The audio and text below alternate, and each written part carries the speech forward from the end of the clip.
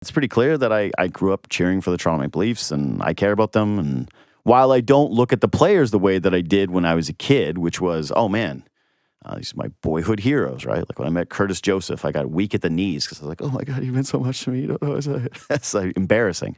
Like now, I don't care at all about the players. Like they don't move me in any kind of way. It's like, yeah, you're just, you represent the team and it's very different. The fandom has changed.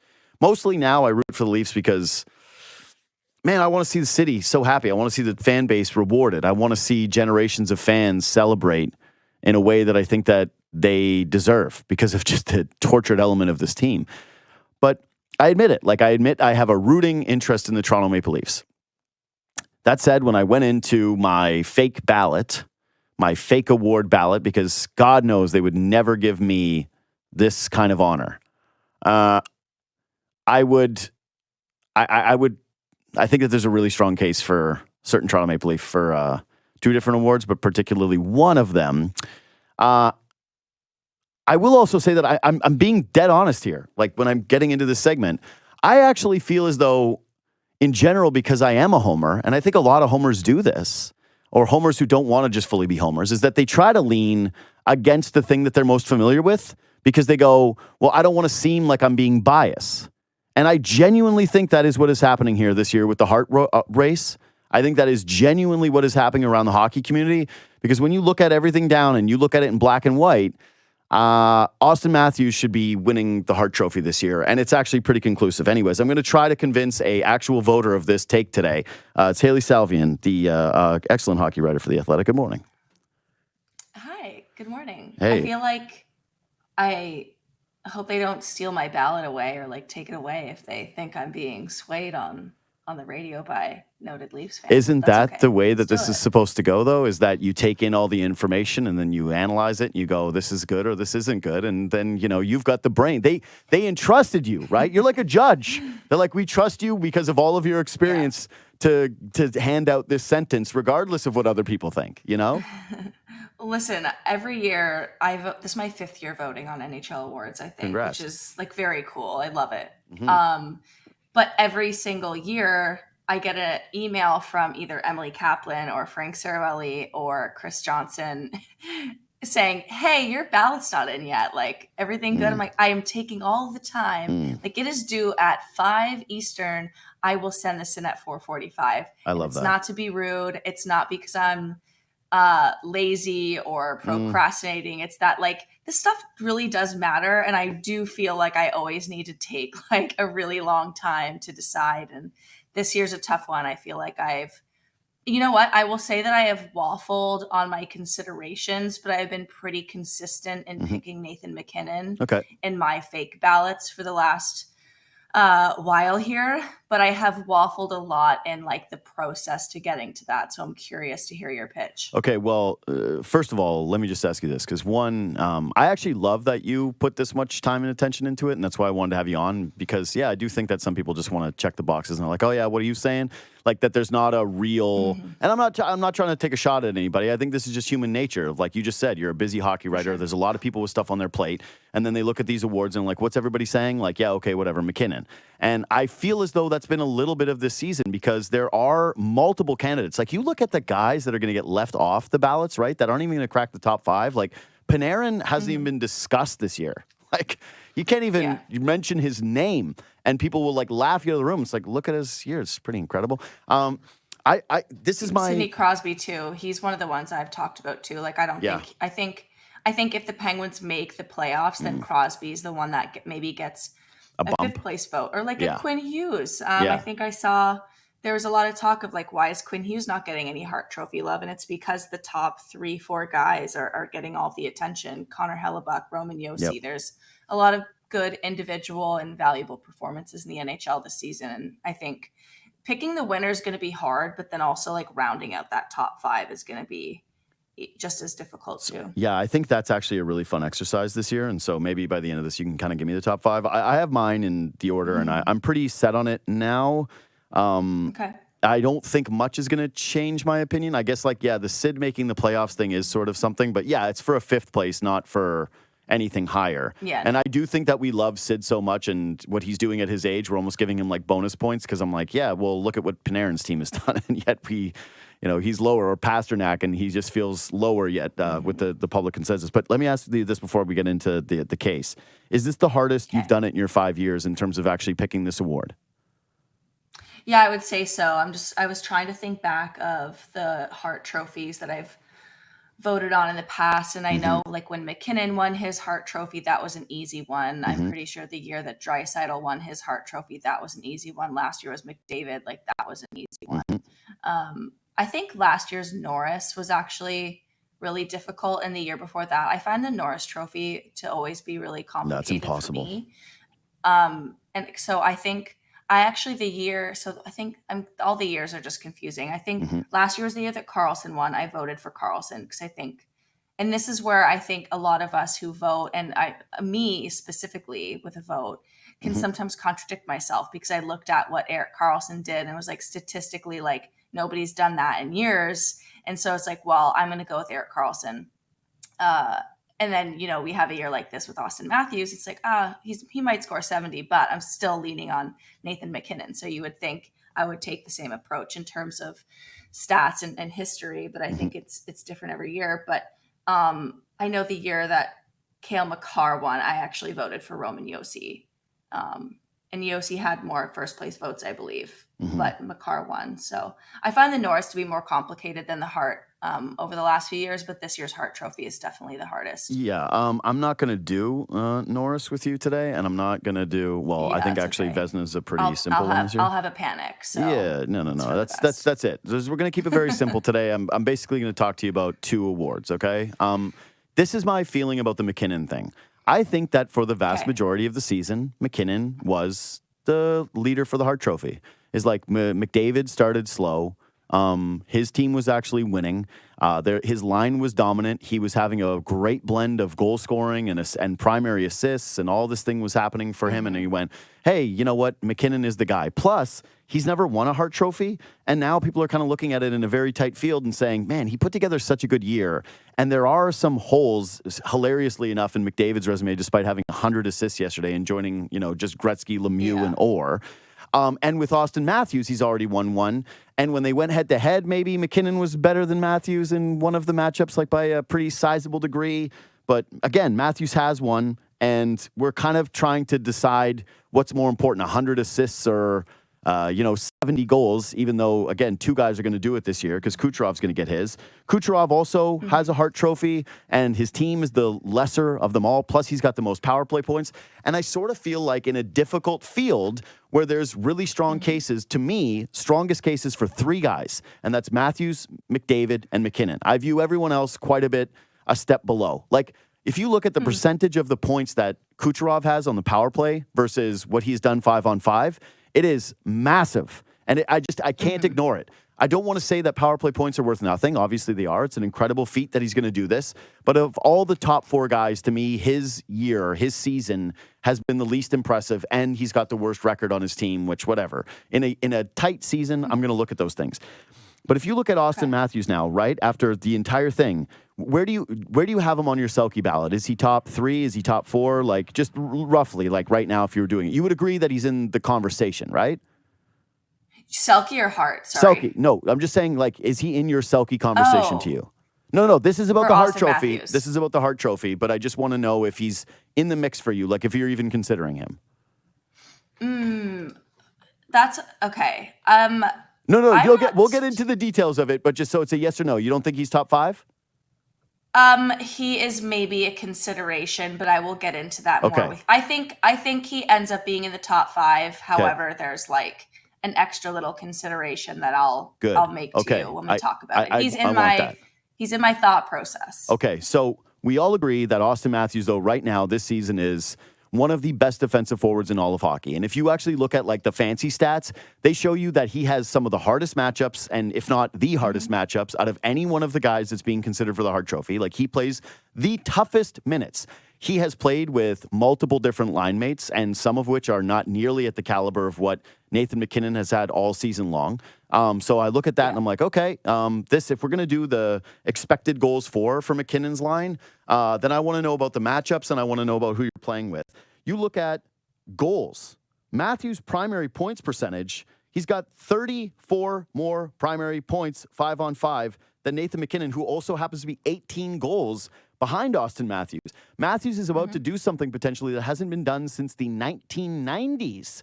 I'm just looking at all of this and saying, okay, so you're telling me we've got a guy who has this many more goals. I think it's now 15 more than the next closest guy in the NHL, right? From a goal scoring standpoint. We know that he does it all at 5-on-5, like almost primarily does it at 5-on-5. We know that he only has 2 of these goals that are empty netters. We know that he's getting the hardest matchups for his team and that he's his team's most important defensive player and actually in the Selke conversation.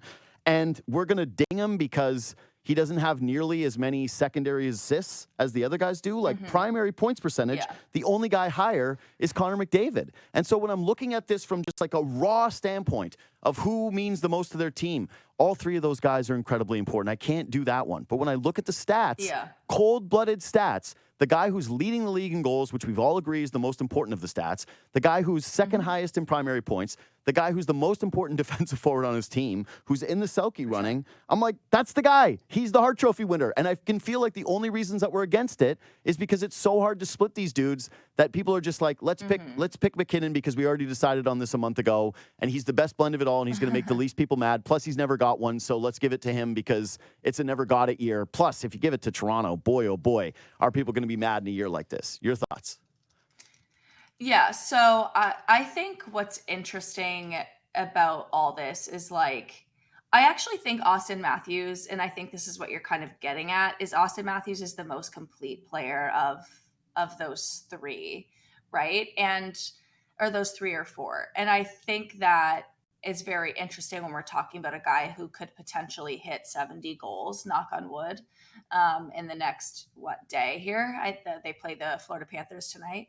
So I think that's what really does give Auston Matthews an edge is he does have the goals in terms of that kind of production. And he's critical to his team with and without the puck, right? Like he does a lot of things that are very important.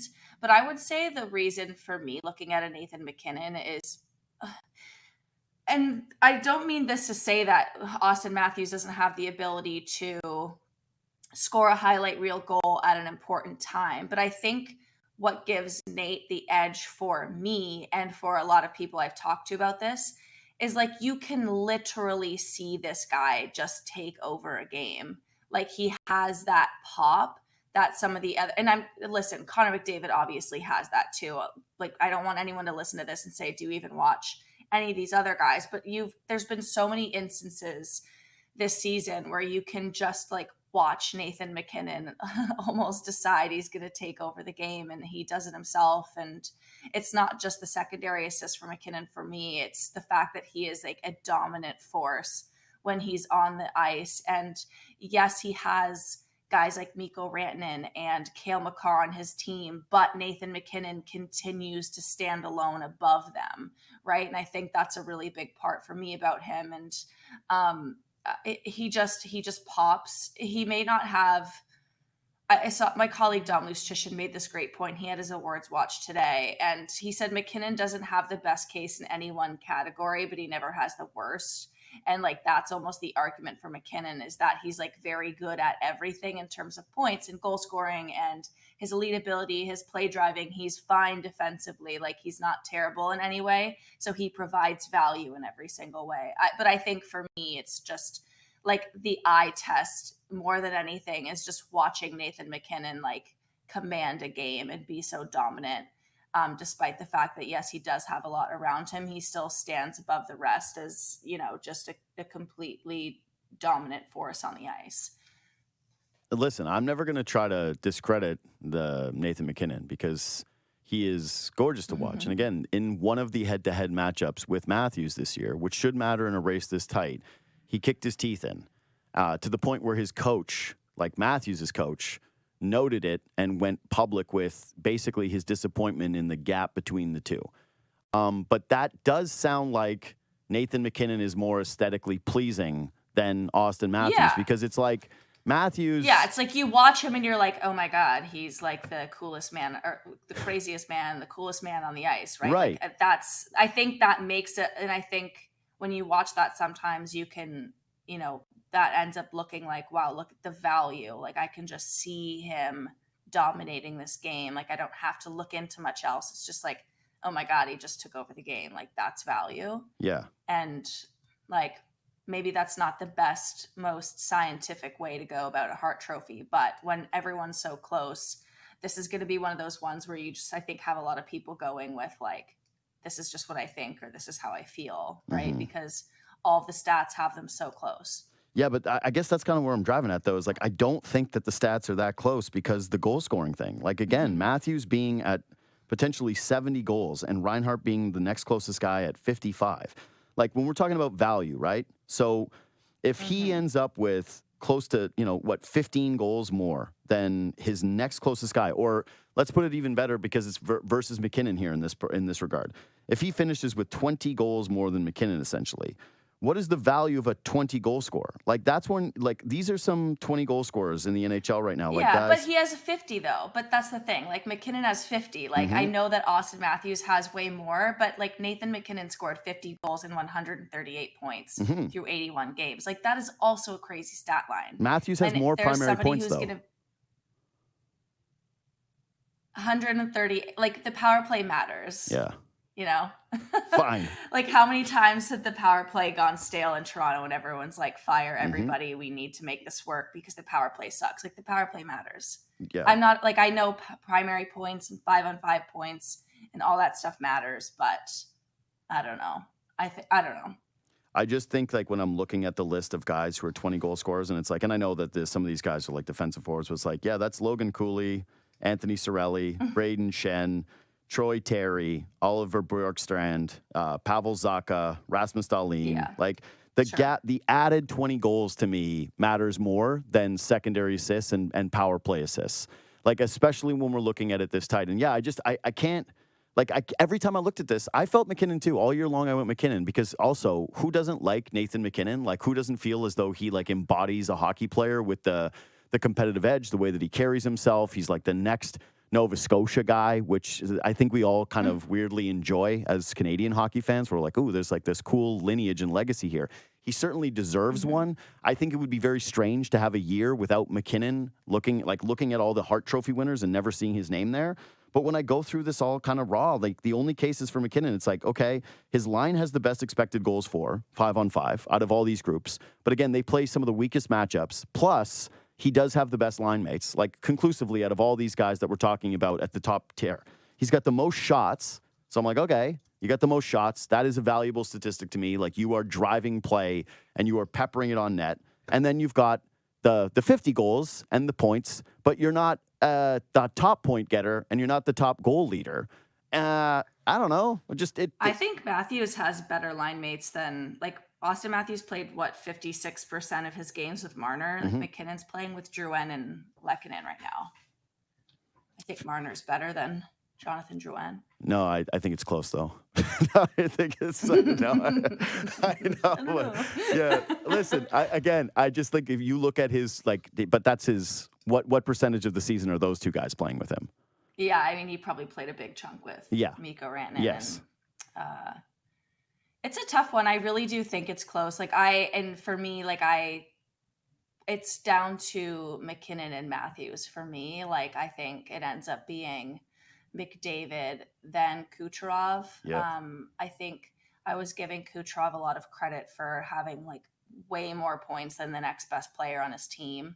But I do think at the top two right now, it comes down to Matthews and McKinnon, and I still keep leaning on Nathan McKinnon, even though Matthews does have more primary points. I do just think the value from Nathan McKinnon this season's been unbelievable. And I know it's just so funny that this is the debate and we're talking about, well, he has 19 more goals than McKinnon. It's like, yeah, but McKinnon scored 50. We're not talking about a guy who has 15 goals or 18 goals. It's 51. But that is a credit to Auston Matthews that we can look at Nathan MacKinnon being a scrub for only scoring 50 goals this season. It's like, well, you had like 20 less than this guy. So I don't know. No, that is the why. It's going to be an interesting debate. Yeah, that is why I do have McDavid third as well. Like if the award is best player, then it's still McDavid. Like he is the best player in hockey. He's going to win every year. That's it. And so I do feel like he suffers a little bit from I don't want to say voter fatigue with him, but just but it's just if you were a voter, I can't help but think like, hey, we should reward the guy who had the best year, not the best player every time, because otherwise it would be McDavid. And I'm sorry, he did get a coach fired, and he does have only 31 goals. Like those two things should matter. As great as the assists are, and as incredible it is to be with that company, the fact that another guy did it this season does, and a winger who did it, and another just future Hall of Famer, one of the best players in the game, it does knock it down just a slight tier for me. Like a little slight tier of excitement for me. I think it's between those two guys. Voter fatigue is definitely a real thing. I just have to say. How could it not be? We always go on our podcast. Sean Gentili always brings this up whenever we talk about the McDavid factor, and he's always just like, Shaq won one MVP. Like, don't tell me that like voter fatigue isn't a thing when like in basketball, like what Kobe won 4, and I know that's still a lot, but like you're telling me that he was only the best player in the league 4 times. Shaq was only the best player in the league once. Like it's a real thing when you look at hoops. It's that's massive. Always my comparison. It's so big in basketball that people don't want to vote for Nikola Jokic this year because he'll end up with 3 MVPs, and that puts him in such historic company. And it's like, but you're now punishing this guy for mistakes of the past, for exactly that. Like you're punishing him for other guys' voter fatigue, when we know that, others should have actually won that award. So I think it's natural to say, hey, we want to get Nathan MacKinnon a Hart, or it makes more sense to try to give him a Hart for this season. I actually think that sort of happened with Matthews when he won his, that it was, hey, Matthews is never going to have a season like this again. He's never going to take one from McDavid again. So maybe we give him the slight lean on this one. I actually think that he's far more deserving of Hart this year, even in this loaded field, than he was that year versus McDavid. Like that's how strongly I feel about this after I was like looking at it. I just can't help but get rid of that thought, which is, okay, you get the toughest matchups out of everybody. You've scored by far the most goals, and you're the best, you're considered the best defensive forward of the bunch. Like you're the most complete player of them all. I'm like, what are you supposed to do? If one guy was on a team where they had won marketably more games, right? Like if either of those guys was on a team that was going to win the President's Trophy, I would say like, here's this and fine. Like we'll put a little bit of emphasis on team success. But I do just feel like the only cases for these guys are points totals. And then when we look at it, it's like, but which guy would you rather have? The guy that scores 70 goals or the guy that gets the extra points? And it's like, I don't know. I feel like we've done goal scoring. Like that's what we've kind of always come to. That's the thing, though. Like I would take a long time to decide if I wanted Nathan MacKinnon or Auston Matthews on my team. Like I really like the way that Nate plays. I think that Nathan MacKinnon is a better player than Auston Matthews. Right. So it's like when you're trying to decide, like, who do I want on my team right now, or who is the most valuable player, like, it really does become, like, what is your preference? Do you want the, like, do you want the 70 goals, or do you want the guy that, like, who's just, like, all power, right? Like, that's what I think of when I watch MacKinnon. Like, he is more eye-catching. He is very valuable at 5-on-5, and he's a dual threat. Like, he can transition the puck really well. He generates scoring chances off the rush, off the cycle. He does have a great shot, too. So I think it really does come down to preference. Do you want the guy with the wicked release that goalies haven't been able to figure out yet, or do you want the guy who just looks like a beast when you're watching him? And I think it will just come down to preference more than stats this year, honestly. Like, I think it's going to come down to who watches who more, and who like appreciates what game more, and like what value they end up kind of identifying to that. And I'm still like, I'm stuck. I feel like I've been going with MacKinnon because I've just been doing fake ballots, for like predictions. I'm like, I'm going to go with Nate. Because I do wonder if this ends up being a thing where people end up voting for MacKinnon because it is like, well, Auston Matthews won one. And I guess Nate lost the year that Draisaitl won. I think I got confused. I think I voted MacKinnon the year that Draisaitl won, or maybe it was a different year. No, I think that was the year. I think that was the year. I was trying to find all my ballots, and I couldn't. I only found the ballot from last year. Yeah. No, that's And the 2020 season. I'm pretty sure that was the year where it was between the two of them. I could be wrong. We could have our guys fact check that one, but I'm pretty sure you're right that is the I same one. think so. And I can see that I voted that year, but I can't see what the ballot is. But I found last year I voted for McDavid. Isn't that crazy? Yeah, it is. So I don't know. I think it's going to be interesting. I do wonder if Nate wins because I do think like a lot of people just like him.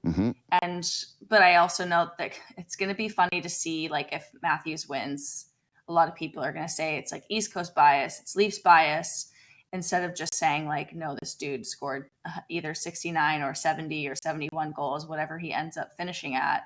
And he is also like a strong defensive forward. Like, again, I said, like, I think right now, I think Nathan MacKinnon is the most valuable player, but I also think that Auston Matthews is the most complete player. And that is what I'm trying to reconcile with. Yeah. So it's like, okay, well, if Austin's the most complete, wouldn't he be the most valuable? Yeah. So that's the internal debate right now. I hope it continues. I hope you continue to go closer to Matthews up today. Here's what I really don't understand, and this is the part of it where I go, okay, I think it is some of the voter fatigue, and I do think that it is there's part of MacKinnon to me that is a safer choice in the era of just like public ballots and in such a tight race. I think like he is basically being politically neutral, right? Like you're Switzerland. Like, I'm not picking McDavid. I'm not saying that 100 assists matters more. I'm not saying that 70 goals matters more. I'm not picking one of these two rabid fan bases. I'm not weighing into the Kucherov thing. I'm just picking MacKinnon. I'm neutral. I picked that guy. And it's like, he is the safe choice. Like, he is the safest choice. Matthews, I think, is the boldest choice, but also the correct choice. What I can't get over is, like, the betting odds. You look at it, and it's like, MacKinnon is now a heavy favorite to win this award. Kucherov is 2, McDavid is 3, and Matthews is 4. And I'm like, no, this doesn't... Like that's where it just doesn't compute to me, and that's where I do feel like there is some politics and some voter fatigue and some, as much as people think there is Leafs bias, I think that it also works against them at times like this as well. That's my last thing. Yeah, because it's people who hate the Leafs and they don't want to vote for the Leafs. Yeah, or they don't want to be seen as homers voting for the Leafs, because if you're from here and you vote for him, the assumption is, oh, all you do is watch the Leafs. But no, that's not you. That's me. That's me, the guy who does the radio show, not the actual National Hockey writers. Does 70 actually make a difference for you? Like, if he doesn't hit that number and it is 69, do you think that actually what a bum. Well, but that's what I'm saying. But it's weird to think about this. Like, the Crosby up to 5th thing makes a lot of sense from a playoff standpoint, right? Yeah, like, to vote for him top 5 this year, no playoffs, seems a little crazy to me. But does one goal mean that much? Do you think that can actually sway voters? I think it does, because it would be like everybody loves a round number. Everybody loves like a piece of history, you know, even though they're also like, when was the last time anyone scored 69 goals? You know, like Correct. It really doesn't make a difference. But I do think there's going to be people who see the pretty round number and go, oh my God, that's crazy. Yeah. 70. Wow. It's pretty. Or 69 is like, oh, he just missed 70. Like, it's a weird mental thing, right? I don't think it makes a difference for me.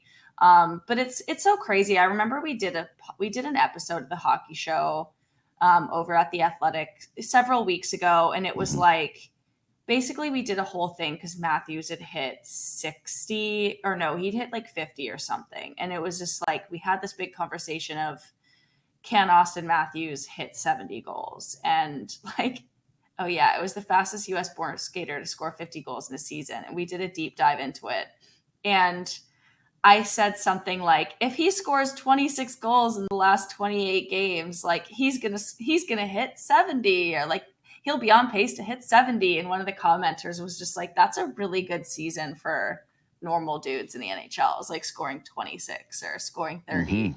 And here we were for a large chunk of the season being like, if Auston Matthews only scores 20 more goals, he can hit 70. And that's just like the crazy scoring pace he's been on. But I do wonder if people, if he hits like that flat number of 70, I do think he'll end up getting some more juice again, because I do think people vote based on, like, for me, when I voted for Erik Karlsson, it's like, well, he's the only defender to have hit 100 since da-da-da, or Roman Josi had a great productive season, or, you know, Connor McDavid's different because he scored at such a crazy pace last year. But I do think people like those kind of historic round numbers for sure. Yeah, you're talking but about. I think if you think 70 is better than, 70 is better than 60, but if that's your swing vote, that's That's stupid. I Respectfully. I know, but yet I kind of do feel as though it is real. And yeah, when you're talking about like the difference in that, 26 goals, it's like, yeah, I think we would both agree that Matthew Barzal is like a really good hockey player. He's like top 30 in shots this year. He's, very good. He's got 23, like Barzal has 23 goals. Right. Yeah. That's crazy. Yeah. Like Jack Hughes has 27 goals. Like it's just there's Yeah, but he was hurt this year. Sure. Yeah. Boo. Yeah. Tomato. Yeah, right, fine. I refuse to allow Jack Hughes hate Whatever. on your radio show. I'm just saying. What did he play? 65 games? He played enough. Anyway, let's move to the Selke thing because, oh, by the way, last Matthews stat is just plain and simple, just in terms of like the historical number of the 70, because we're all waiting for the 90s. Is like, his 51 even strength goals has only been done by 7 guys ever in NHL history and hasn't happened in over 30 years. So, we've already kind of hit the Matthews historical stuff. But I guess, yes, the 70 thing, I really do think it matters when it comes to voting and the way that you're selling the case. Okay, so let me just start with this. How do you interpret the Selke now? Because it feels like a cumulative award that now includes scoring more so than it did 5-6 years ago. Like, what does the award mean to you? What are the check marks for you? I mean, I look at the Selke as the way it should be in the sense of like the best defensive forward, but I do think it's, as you said, it's definitely gotten more into like who's the best guy who scores and is also not bad on defense. So it can be really tricky to measure because I do think it's tough to interpret for a lot of people, right? Like, because I think if the Selke was just being voted on by like a team's or a player's defense, like we'd be talking more about like Eriksson Ek, or I think Kopitar will be getting more love, or Philip Deneau would be getting more love. Like we'd be looking at guys who don't produce as much, but they are very solid on the defensive side of the puck. And I mean, but instead we're talking about, and look, all that being said, I think this has been Barkov's award to win all season, or his to lose, really. I think Barkov's been unbelievable on both sides of the puck, but his defensive rating has been the best in the NHL all season. So I'm not looking at Barkov and saying like he's getting the benefit of being a good point producer as well, because the defensive numbers are there. But I do just think if we were looking at it as a strictly defensive thing, then maybe there might be some guys who just don't have as many points getting more consideration. Shayna Goldman always does a story every year where she basically gets people talking about what does the Selke mean, and a lot of guys are just I don't know anymore, right? Yeah. I remember talking to Rod Brindamore about this 2 years ago or 3 years ago now when I was still in Calgary, and I was talking about Elias Lindholm, and it was just is he somebody who could win a Selke one day? What does the Selke even mean, basically? And I think he was looking at it of a Jordan Staal is the perfect kind of core Selke type guy, right? He produces well, he plays against top competition, he's used in all situations, he PKs, he takes defensive zone faceoffs, all of those different things that are important to the defensive side of the game and add value on the defensive side of the puck, he provides. So I think that's kind of the important parts for me, right? If I'm looking at someone and they don't PK, or all of their faceoffs are in the offensive zone, or they're playing against teams' third lines, that's not a Selke Trophy contender for me, regardless of their point production playing against second lines. I weigh the quality of competition above anything else with the Selke conversation, and if they penalty kill and things like that. So I mean, the Selke for me right now is it's for Barkov, and I would say when I am going about if there's a tiebreaker, or I'm going about who makes it in the 5th spot, or where I'm ranking people, it comes down to who would I rather have in the D zone on the face-off in a 1-goal game or a tie game? You're defending a lead, or you need to win the face-off and get the puck out. Who would you rather have on the ice in that moment? And I think that's kind of the big way that I kind of try to wade through some of the names on the Selke Trophy list. I love that test. And I remember this was a big thing when Marner got Final 5 in the Selke. And I think Mitch Marner was good on the PK that year. I think he was a good defensive player that year.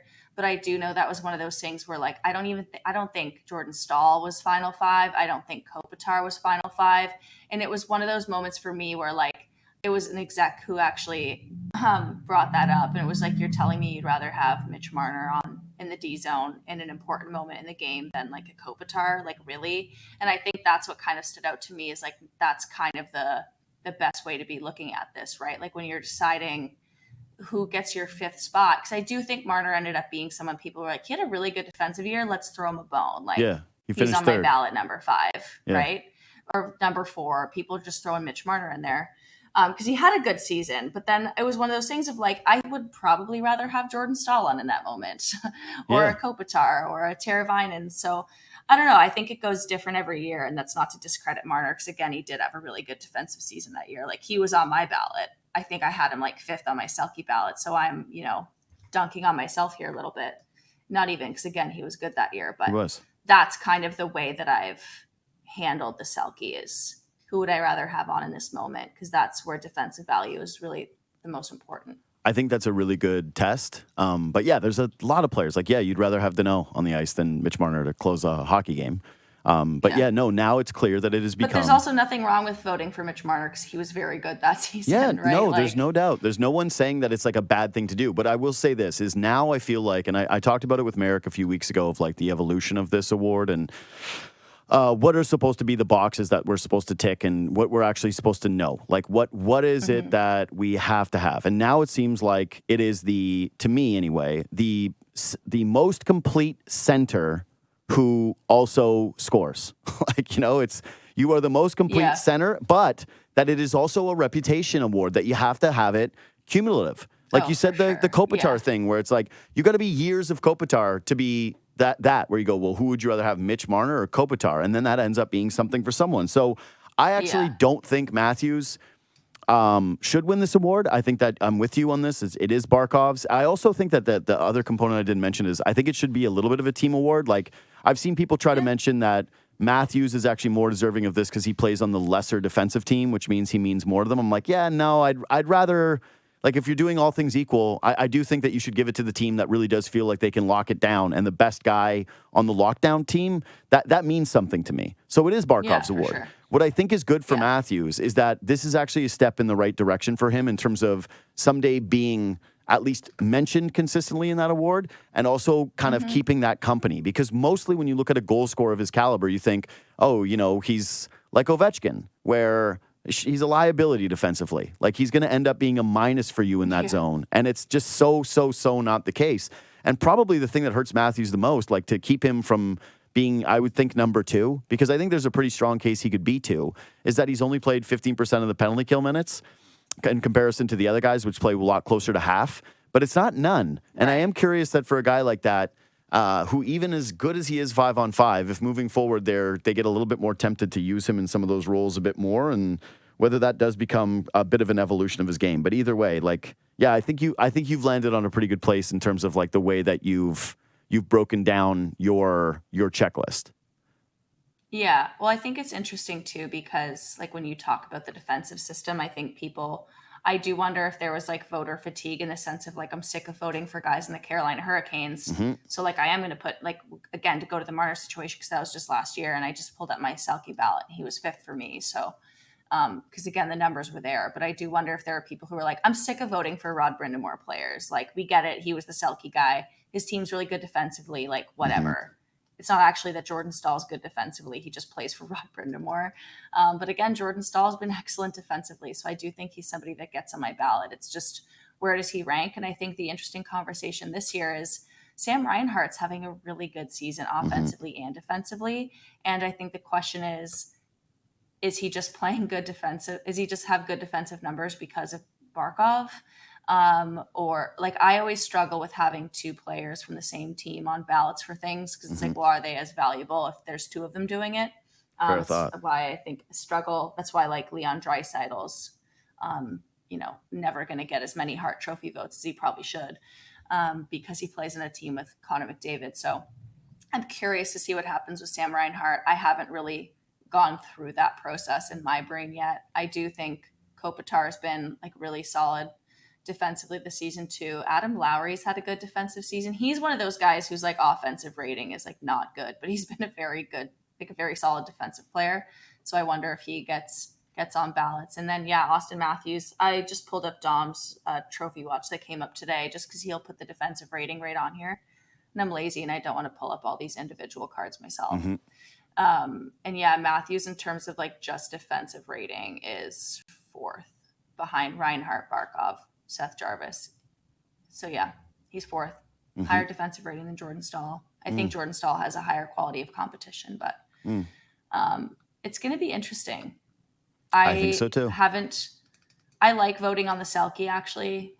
It's like one of the more fun ones.